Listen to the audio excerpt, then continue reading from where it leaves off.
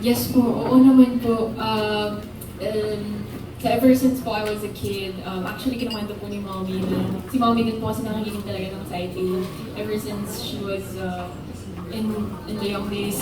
And ako, syempre, kung ano po yung pinapakinggan ng nanay ko, pinapakinggan ko rin po. So, yeah, sobrang happy lang din po ako talaga na kung ano po yung kakalabasan ng buong concert with our collaborations as well na surprise po namin with all of you. So, yeah. Sa side A po, isa po kayo sa nagpauso ng mga albums na kinunan from the live gig o live concert. Diba po? Kung baga nag-release kayo ng hindi siya studio recording kundi yung live show. Kung baga right now po, ano yung concept po ng ganon, sir? Kaysa ano po ba yung difference ng Hindi ganun? kasi nung time na yun, di ba, uso yung mga internet. Ano na, di ba, parang pag-boom na yung internet. Tapos, pagka ano ka, ilang gig yan. So yung gigabytes, di ba, doon ko nakuha yun, di ba? Parang word na ngayon yung, yung gig, na. Iba na yung itsura ng word na gig. So para maipalik yung itsura ng talagang banda na word which is gig. Yung kami, pag may gig kami, may tugtog kami. So ginawa ko parang side A gig. So ano lang naman yun parang pantawid lang yun habang ginagawa pa namin yung mga original sa amin. So since side A din naman, nag-umpisa as a cover band, din talaga kami. Nag-umpisa kami, puro covers lang. So tapos in the long run, nakasulat ng mga konting awitin sa sarili namin. So yun lang yung naging konsepto mo. Wala kaming intention na kung tayo yung live naman, capture natin live. More on yung word lang yun. Parang marketing, ano lang yun, yung point ko to is yung marketing side. But, yun nga, siguro, it paid also in a way na kinagat ng tao na, pwede pala yun na magkaroon ka ng kopya na habang ibig sa lumakas ka para manood ng live, pwede mo na lang i-play it. Manood ka sa bahay. Sir, but you're also looking forward dun sa days na uso po talaga ang mga physical CDs and albums po. Yung mga cassette tapes po yung, may vinyl din. Nabutan namin yun, vinyl, nakatatlong vinyl kami before, bago naging CD. Actually, yung naman history naman sa akin, yung CD single kami yung unang naglabas dito. Yun yung Forevermore, tapos Back to Back. Actually, we're not actually banking on the song Forevermore. So, sabi nung dati namin, yung limaon naming manager, gumawa kayo ng isang cover na para may backup lang tayo dun sa bagong kanta nyo. Kasi medyo matagal na kaming walang hit up after Hold On. So, actually, tinutug pa namin yung Forevermore live deep, unrecorded. Tinutug namin yung sa Folk Arts. Kasama si Regine yung time na yun. Homecoming concert. We tried it live, unrecorded. We played it. And then, nagulat kami yung response ng tao medyo. So, we decided to record it. And then, just make sure, ano rin yun, parang strategy rin ng management. Supported din with the song na commercial. And that was Tell Me. So, sinabay namin yung Tell Me. Then, sabi ko, sige, I'll do a band version of Tell Me. So, pinaalam namin kay Mr. Luyo Campo for his approval yung arrangement.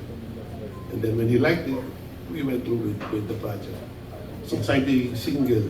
Ngayon yung mga merch naman, what we did, usually nag-aano lang kami pagka may show kami, like we did with Now and Then. Nagdadala lang kami ng merch, mostly mga t-shirts, hoodies, ganun lang. Pero, Tsaka po yung album itself. yung album itself, we tried it sa nung Redux, no? Online, no? May online. Sa online, no? And right now po, what's the next course? Ngayon wala kaming physical yung mga bago naming songs na nilabas. Wala pa kaming physical. May mga latest Nasa singles. Spotify siya. Nasa ano lang, nasa social media. Digital. Ano pong latest na yun ng side A? Yung Caught in the Days, Caught in the Days. under White Scope. And last question na lang po, Pero baka lumipat. ano po ang management ngayon ng side A, sir? Ano? Under po kayo ng what management or sino po Ngayon Music wala. label. We're managing ourselves. managing? Pero yung ano lang, yung wide scope is parang per project ano lang. Yun. Last question na lang po, sir. Sige. Ngayon po na may yung talagang setup na po yung banda, yung talagang meron na po kayong stand ngayon na vocalist. Magtatanong si Alan Sancor, Stars Photo. Hello po, good afternoon. Congratulations. I'm a fan ng Side A. Yung tanong, sa sample? Yung tanong ko lang, ano lang, funny question, ano pong title ng bagong grupo niya na Side B po ba? Dahil may side. The joke lang. The joke lang po. Yung question po para naman dun sa mga bago, kay Yubs, saka kay Nibon. Huwag yun ang tawagin bago kasi ano eh. Matagal na rin ba? Sabi ko nga kanina, bagong luma na ako. You know, we understand where you're coming from kasi some people who has probably not followed Side A for the longest of time or nung 90s, sikat naman talaga. Sikat na ang Side A. So, I guess, I really look new pero yun nga, sabi nila, Gano'ng katagal ka na Side A? in a few months, I'll be 10 years with them. Which some people are surprised to know. That, yeah, 2016. You're the vocalist? Yes, I am. You're the new vocalist. So, pwede lang malaman yung background mo before you joined Side A before? Well, I was doing solo acoustic. Funny story is nung nag-Singapore tong mga to. For a show they did in Singapore, I was playing solo acoustic sa Singapore. So, hindi ko sila na-meet, nagkita kami. So, nag-meet kami pero not formally, nagkitaan lang kami. So, nung finally I joined them, sabi nila, uy, ikaw pala yun. So, yeah, there's a little background. Nagsisolo acoustic pa ako in Singapore. But then when I came back home here, tumigil na po ako. But then the opportunity came. So, pinag-isipan ko malalim. Madami. And here I am with them almost 10 years, parang lumipad lang. And for your information, si Joey G kasi ano rin yun eh, acoustic singer din yung Before. ano lang siya, yung gitara yun ano lang. Mga shaky solo. Itanong ko lang, is there any pressure on your part na parang ang pinalitan mo si Joey, di ba, may mga comparison, may mga ganun.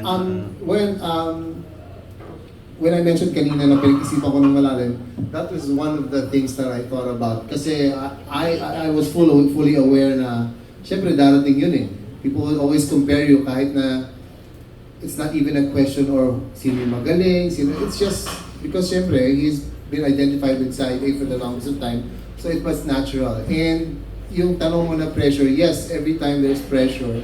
Pero what these guys, and I like to mention what actually yung kapatid ni Kuya, ni Naldi na si Kuya Odeng, who built Side A, kung silang dalawa, nagsimula ng Side A. Ang sabi lang niya sa akin, there's gonna be always the pressure, pero just be yourself, you know, maging natural ka lang. It's mahirap naman yung you're always thinking na you wanna one up or higitan, kasi hindi mo naman mahihigitan eh.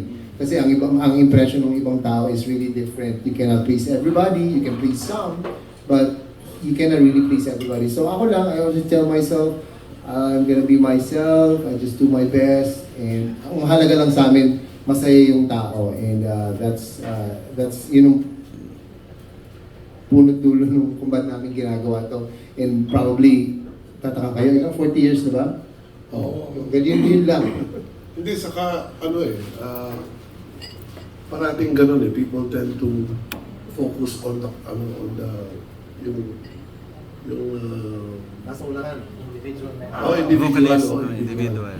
But for Side A, ano ko talaga, kung talagang vision ko, we're not selling ourselves as ako, as Naldi, or as Kibon. We're selling the music. So walang personality, yung personality yung music. So yun yung pwede nyo parang tingnan. So regardless of who sings or what. Pero pag sinabing Side A music, yun. Regardless of kung sino yung personal, kung sino yung Before may question to Janine kay ni Bon. Ikaw naman, please tell us something about yourself before you joined Side A. Bago ko nag-join na Side A, marami na rin ako naging band eh. Pero yung pinakahuli, before Side A, I was with Pido na former original member din ng side A. Meron siyang banda na yung Pido with Take One. Ako yung second guitar, si Pido, siya yung lead guitar. Tapos, under one management kami nun. So, nung time na nangailangan yung side A ng gitarista, kasi nung time na yun, umalis na si Kelly. So, ang unang tinawagan, yung mga, syempre, yung mga malapit lang, yun, nandiyan lang sa paligid. So, ako yung isa sa mga yun. Then, ang alam ko nga, session lang. Session meaning, parang hired gun ka lang. Yung gabing yun, yun lang yung, yun lang yung gagawin mo. I was given 2 nights to play with Side A. So, nung time na tumugtog ako sa kanila, kinausap na ako ni Wingard, yun yung manager namin dati. Si Wingard Tracy. Tapos tinanong niya ako kung, halimbawa, kung kunin ka ba ng Side A, okay ka ba? Eh, nung time na yun, I was with Pidor. Sabi ko, sir, nagbibiro ka ba? Eh, si Wingard, mataray yun. Alam mo, hindi kita kakausapin ng one-on-one kung makikipagbiroan ako sa'yo. Sabi ganun. So, nalaman ko seryoso talaga siya sa sinasabi niya. Nagpaalam ako sa grupo ko na maayos. And lahat naman sila naiintindihan nila yun yung career move. Alam nila makakabuti para sa akin.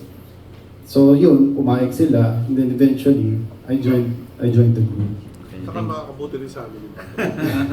Yeah. Yung last question ko for Janine. Hi Janine. So tanong ko lang, syempre, sabi mo nga, bata ka pala, pinapanood mo na sila, pinakikinggan mo na sila. Pero what do you expect dito sa Banded by Sound concert ninyo? Parang mas marami bang chorus kayong kakantahin? Hindi pwedeng duet no? Chorus na ano, or parang may mga solo spot ba? And kung meron kang kakantahin na pinakasikat na kanta ng Side A, ano yun na gusto mong i-perform during that time sa concert? Yes po, meron po kami mga solo set and meron din kami mga, I think, collaboration part. Pero surprise na lang po yung songs. Pero siguro one song that I would like to sing po with them is Tell Me and Tila. Sample daw, syempre. Tell Me. Please. Mahirap siya kakayo. Tell me, where did I go wrong? What did I do to make you change your mind completely? And I thought this love would never end. But if this love's not ours to have, I'll let it go with your goodbye. So, mukhang may bago ng version ng Tell Me. Nakakilabot. Pero, Nakaupo pa yun. Wow. congratulations We're looking forward to your very good concert this coming November 30th. Plus the concert is going to be a two-band setup. Janine has and kami, and magmi-mix din kami. We'll play together. So, very interesting. Yeah. Yeah. Two bands. Yeah, interesting po. Congratulations. Thank you. Yeah.